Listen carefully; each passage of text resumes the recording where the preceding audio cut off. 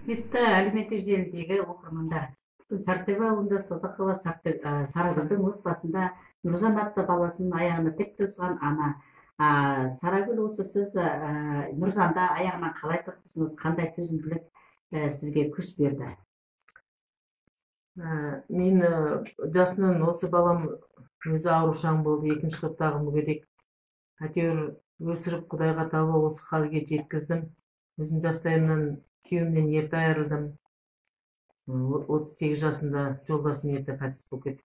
5 баламен қалдым. Өмірдің несімен әйтеуір бәріне қиыншылығымен бәрін жеңіп осы халге баламды жеткіздім. Балам әзір 3 баласы бар.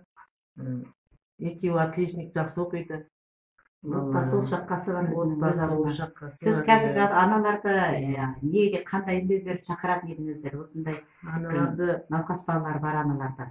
Өмірге әкелгеннен кейін инвалид балаларыңыз болса тастамаңыздар.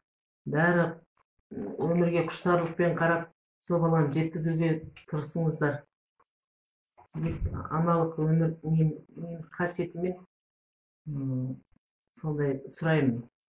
Сіз төзімдісіз.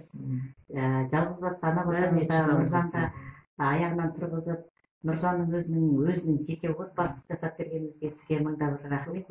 Әлеуметтік желідегі оқырмандар және әріптестер тыңдағандарыңызға көп рахмет. Бүгінгі сұхбатымыз осымен аяқталды.